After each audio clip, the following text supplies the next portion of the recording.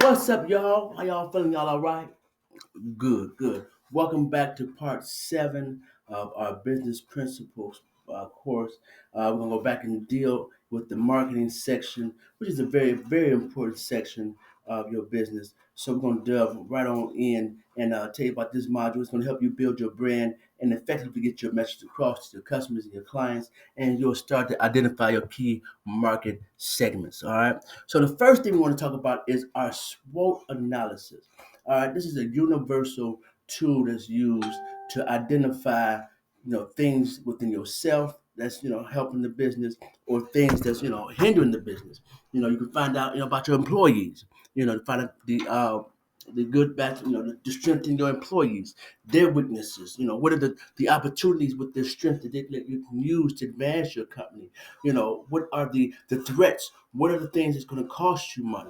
These are the things you want to make sure that you look at. What are the strengths? That's going to make you stronger in the business. What are the weaknesses? We want to limit those weaknesses. We want to identify those quickly so that you can go ahead and work those out, and limit your weaknesses, and let those be not expose those weaknesses. And if you do have weaknesses, make those weaknesses your opportunities. Make those opportunities for advancement and growth. Whatnot. So think about your SWOT analysis. That's very important. Make sure you sit down and find out what your strengths is. Find out what your teammates. Your teammates are most important when it comes to SWOT. You want to make sure that you have the best people. Put your aces in the places. All right. And like I say, if you're going into business, you want to find out why is this division, or why is this part of the business losing money. Find out what's the parts that's use that technique to find out and identify and correct any issues you may have, and you can move forward methodically. All right. So those are very important. All right. Next. Now, when it comes to business marketing, it's very, very important that you identify, those things that may hinder or hurt your business, or you find out what is the direct competition. Competition is very, very, business. This is a capitalist state, so we're thinking about the competition. We have three types of competition that you're dealing with in any business that you are dealing in. You have your direct competitors. Let's just say something. For instance, you're a ice cream shop. All right. You may have your own independent ice cream shop, but you got direct competitors with Baskin Robbins. You got Dutch Brothers. You got Jolly Dippers. You got all these different. You got the handles. You got all these different ice cream shops. So those are the ones that eat your market. Where are they at? Where's these direct competitors at? You know, direct competitors. You got usually, like I say, in Steel Yard in Cleveland, you have on one side you got Walmart, on the other side you got Target. And both anchor stores bringing in, generating money for the direct competition. It's direct. We pretty much saying the same products. We sell the same product, but with direct competitors. All right. Indirect competitors are people like your internet services. Like let's say, for instance, you may sell your service, on a brick and mortar, but on the indirect competitors are the people that maybe sell online. Okay. Now, in some instances, like now, it's cold outside. Sometimes I don't feel like going to the store. Going out in the cold weather to the store, so I might pay the extra $10 to have somebody deliver those groceries to my home. So those indirect competitors, you might have, um, let's just say, for instance, you might have that same let's just say lawn care service. All right, you may go out there and put flyers out, but instead of now, you're going outside. People go on the internet and schedule their appointment online. They can go to True Green and set up an appointment, have somebody come out and do certain things. So those are the indirect competitors, who are the ones that you don't see right away. All right, all right. Um, And then you have the phantom.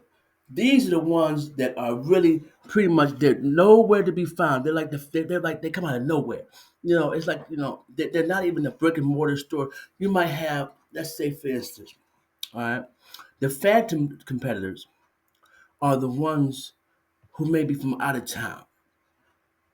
They may be provide the same service you do, but they may be out of town and they come out of nowhere. You might know the more, you know the brick and mortars that's all around you. You know your indirect competition on the internet, but you don't know about those ones that's coming from out of state, that's coming from out of town to take on your business. Those are the phantom competitors. They block your market share because guess what? People want, they have a different strategy because people don't know them, so their service may be a little bit more appealing to those who may, buy from them. So those are the types of competition. You got direct competitors, you got indirect competitors, and you have phantom competitors. And all three of them have three different jobs to do. Direct competitors, they eat your market share. Indirect competitors, they invade your market share. And phantom, they block your market share. All right, moving right along. Now, market share. How do you identify your market share? You got to answer three questions when you're looking for your market share. Who does the product or service cater to? Number one point in case in point. Number one thing you want to identify. Who does this product serve or cater to?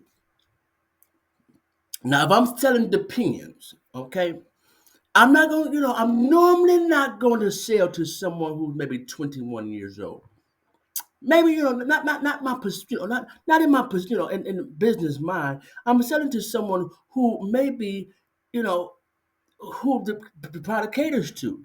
Depends on for who. The elders who may not be able to make it to the restroom on time. But now I'm gonna market my product to them because it's specific for them. Toys you cater it and point to the children. You want family hygiene products, you cater to the women. You want sports cars or big F-150s being sold, you cater to the men. Who does the product or service cater to? All right. Are you able to cross market your product? Is a very good question. Can you cross market this with somebody? Let's say, for instance, you may run a daycare, right? You can't cross market over to the schools and probably see if you can get some clientele from the school. You know, You can your lawn care service. Can you go to your local hardware store and put flyers in there and cross market your product? Can you do that? Can you build a net? Oh, and the next one is: are you building a network with your service and your product? Okay, perfect example: hair care products. You may be a hairstylist. You come up with a product. Now you got to get with other hairstylists to show your product off. You might want them to put that product in their salon. So you got to build that network with them. You got to make sure sometimes you got to deal with the competitors. All right, but most importantly, let's talk about the market segmentation. Now, this is very because we got to break this down like a fraction. All right, we're gonna break it down like a fraction. All right, when it comes to market segmentation, who is your customer? It's the most important customer. Who is your customer or your client? All right. You gotta now. If you don't know that right away, these are some of the ways you can do it. It's four ways to do it. You can do this geographically. All right. Let's find out the location you at. Where you at? All right. Where's the location of your product and service? Now, if there's a safe answer, you're probably just in one city. Okay. Are you catering just to that city? Break it down. Narrow it down. Where are you? Break it down to zip codes. Because sometimes you have to break like when you're doing marketing. You might have to break it down to, okay, I'm going to do 44103 this week, 44102. You might have to break it down by zip code to find out to get those specific customers that you want. All right, you got to break that down. All right, geographically, where we at? Then you're going to break it down demographically. Who are you selling it to? You got to think about the sex of who you're selling to. Male, you're selling to male and female. All right. What about the income? How much are they making? We don't want to see now. Think about it. You don't see a Maserati or a Bentley commercial because they're not selling to people who's making 50 or 60, $70,000 a year. Okay, they want the people who's making 6 to 7 figures to come and buy their car. So they have a different way of marketing. So they're not gonna market those type of cars to you. All right, they're not gonna market. You're not gonna see a commercial for them because they're exclusive. There's exclusivity. They're looking at the income. What's the age of our customers? Okay, we got to look at sometimes at race because sometimes we want soul food, and sometimes the soul food may not work out in certain areas because guess what? They ain't used to certain that soul food. So you got to think about the race of who you're dealing to. Most of all, but make sure you're using universal product if you want, that wider success, that universal success. But you got to break it down in that way sometimes. You got to look at marital status. Okay, if you're selling, let's just say home repairs, or you're selling a home, you probably want to most likely sell to a couple. Okay, with a double income. You know, people, say when you think about things like that, household size, how many people in the family?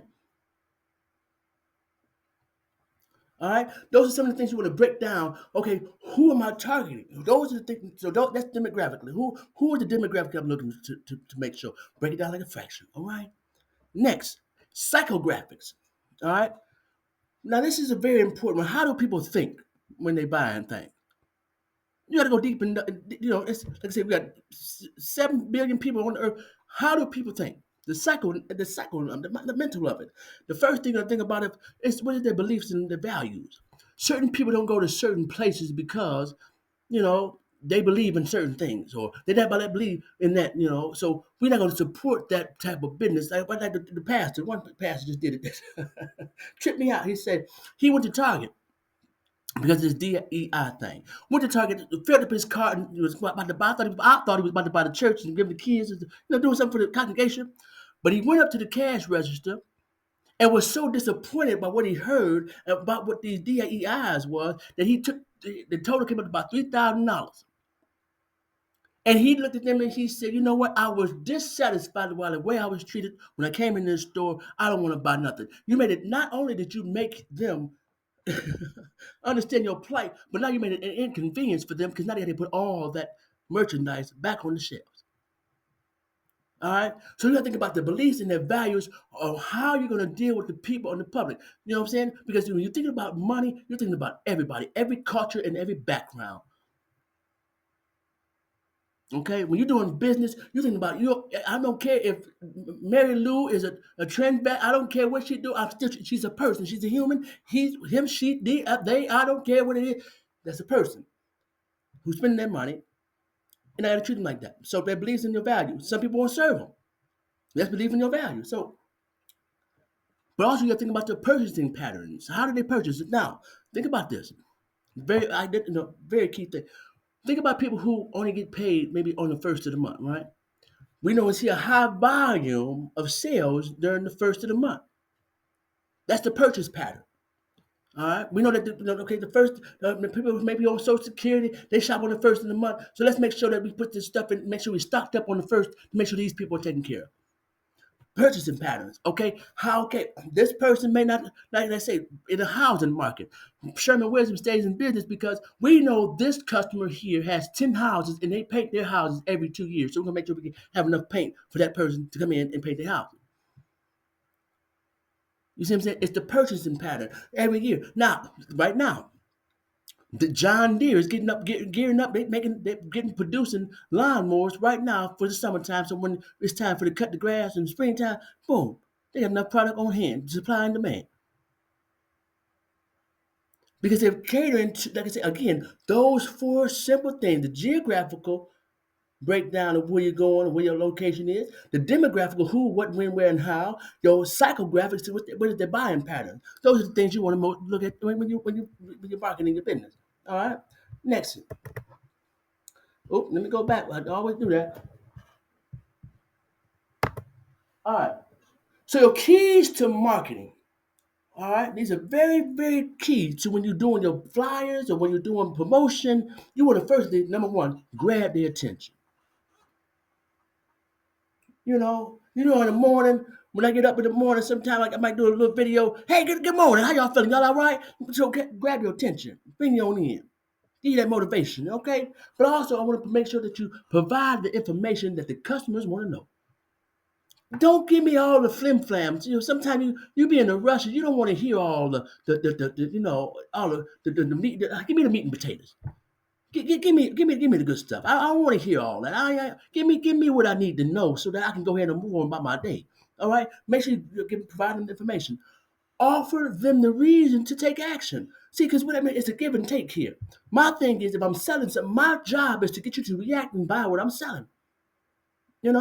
I tell you the stories. Tell the story all the time. I work at Direct TV. Okay. Now, this lady, she's a evangelist. Okay, she's on the phone. She's real.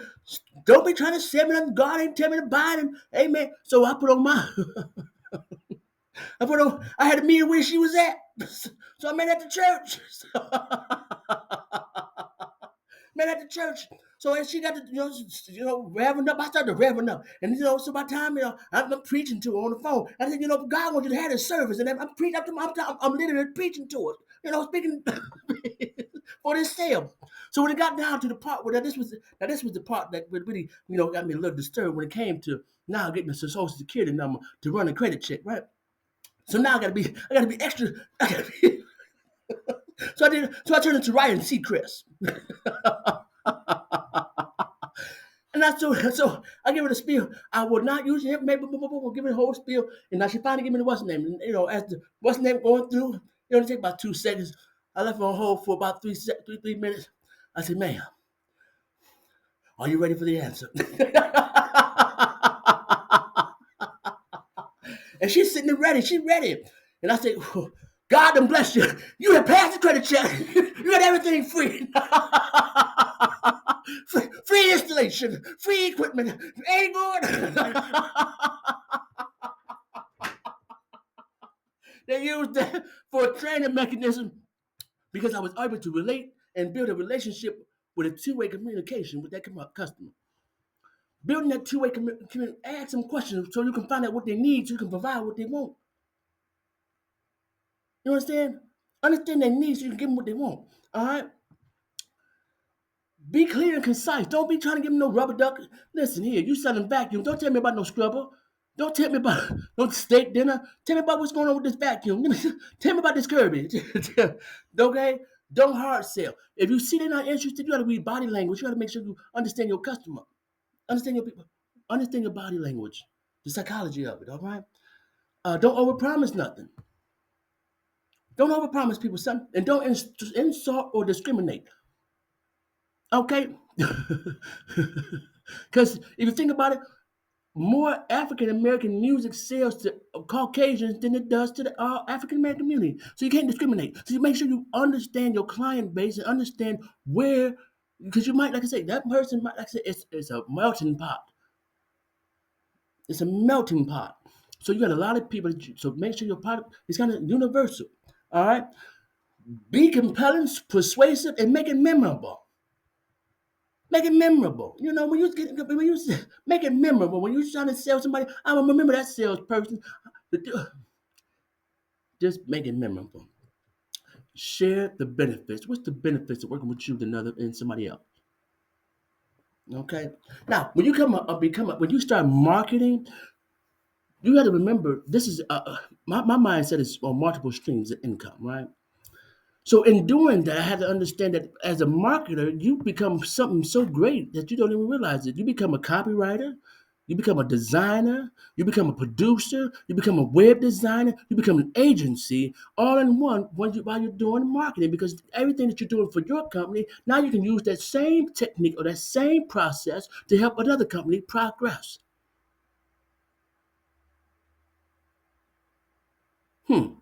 Ladies and gentlemen, this is number 7. Like I said, these are the most important things that you want to know about your marketing. This has been part 7. Next week, we go into the financial part of it. All right. So now this should be able to get you to your making your marketing plan a little clear and concise. All right. Break this down, break it down to a fraction, and you'll get the best results that you want to. And you'll also got to again eliminate all the trying to go through and trying to find this stuff later on. Find it now, identify it, place it in your business plan, and you'll be one step closer to your goal. Y'all have a good night. I'll see y'all in a little bit.